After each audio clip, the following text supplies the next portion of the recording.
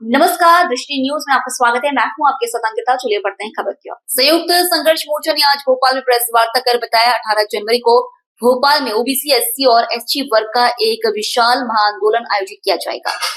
यह आंदोलन पदोन्नति में आरक्षण, बैकलॉग पदों पर भर्ती और वर्षों से हो रहे सामाजिक अन्याय और अत्याचार के विरोध में किया जा रहा है।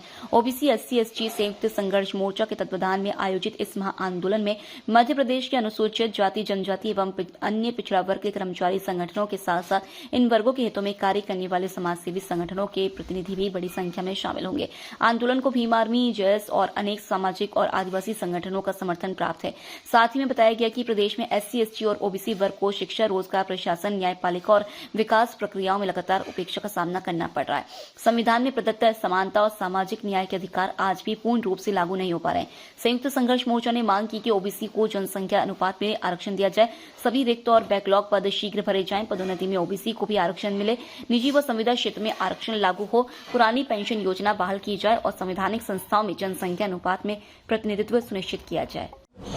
जी देखिए, 18 जनवरी 2026 को हम लोग भोपाल के भेल दशहरा मैदान में एसटी, एससी, ओबीसी संयुक्त मोर्चा के तत्वाधान में हम लोग आंदोलन कर रहे हैं, जिसमें आदिवासी, दलित, पिछड़ा वर्ग और अल्पसंख्यक वर्ग पूरी ताकत के साथ अपने संवैधानिक अधिकारों के लिए भोपाल पहुंचने वाले हैं। ये इस आंदोलन में गांव-गांव से, तहसील से, जिला स्तर से और अलग अलग राज्यों से भी साथी और सामाजिक संगठनों के लोग पहुँच रहे हैं। इसमें हम लोगों ने प्रमुख जो मुद्दा है, अजाक्स के प्रांतीय अध्यक्ष आए संतोष शर्मा साहब को न्याय दिलाना, उन पर की गई कार्रवाई को वापस लेना, साथ ही साथ एसटी, एससी, ओबीसी के जो रिक्त बैकलॉग पद 2003 से रिक्त हैं उनकी भर्ती करवाना और प्रमोशन में आरक्षण को लेकर हम लोग ये आंदोलन कर रहे हैं। हम लोगों का आंदोलन ओबीसी समाज का जो 13% होल्ड किया गया है उसको अनहोल्ड कराने के लिए, साथ ही साथ 52% की जनसंख्या को उनकी हिस्सेदारी नहीं मिल पा रही है, वो हिस्सेदारी दिलाने के लिए आंदोलन किया जा रहा है।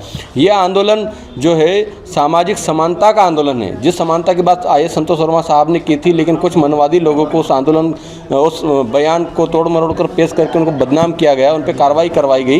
ये बहुत ही निंदनीय, बहुत ही दुखद है।